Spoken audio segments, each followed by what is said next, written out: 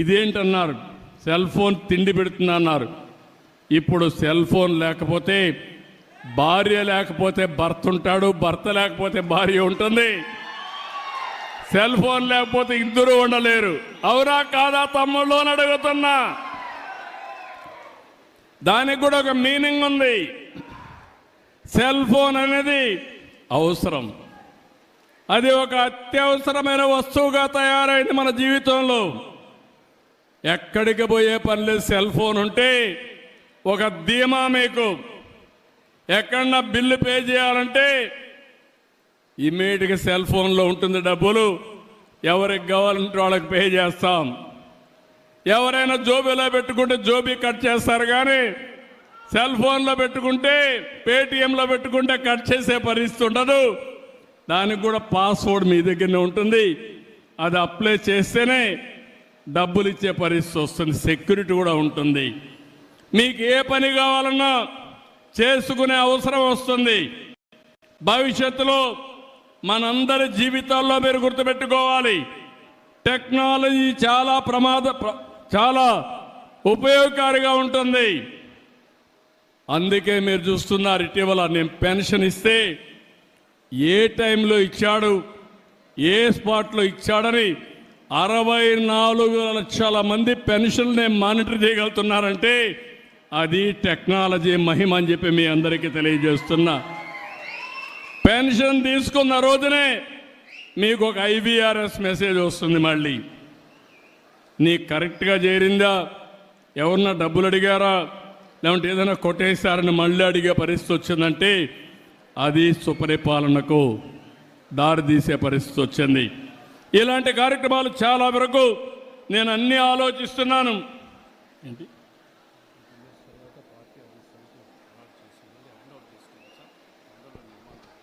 ఈరోజే మీరు చూస్తే ఇంకొక శుభవార్త కూడా, 5-6 సంవత్సరాలుగా మన వాళ్ళు చాలా కష్టపడి శ్రీనివాసరెడ్డి గారి నాయకత్వంలో కడపలో మనకంటూ సొంత ఇల్లు కట్టుకుంటున్నాం, పార్టీ ఇల్లు కట్టుకుంటున్నాం, పార్టీ ఆఫీస్ కట్టుకుంటున్నాం. దీనికి 2 ఎకరాలు భూమి కూడా ఇచ్చారు, కానీ కావాలి లిటిగేషన్ పెట్టి ఇవ్వకపోతే అన్ని క్లియర్ అయినాయి.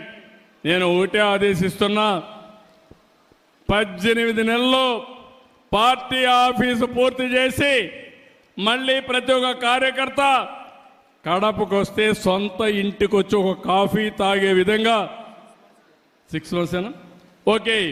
నేను పూర్తిగా చేయాలంటే 18 నెలలను మోడర్న్ టెక్నాలజీ ఉపయోగిస్తానంటున్నాడు. 6 నెలల లోపలనే పూర్తి చేస్తానంటున్నాడు. ఈరోజు జనవరి,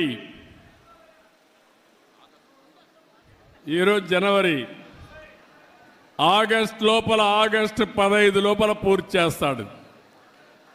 ఇండిపెండెన్స్ రోజున కడపలో మనకు పార్టీ ఆఫీస్ ఉంటుంది.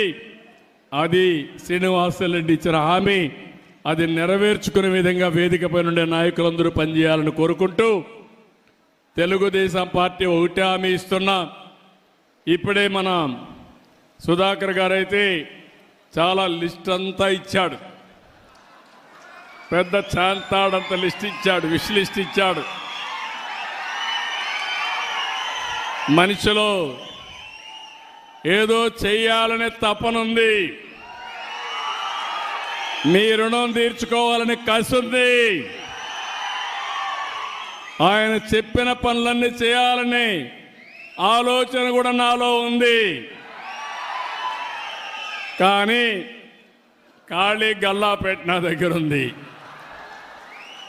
కానీ మీ సమస్యలు కూడా పరిష్కారం కావాలి.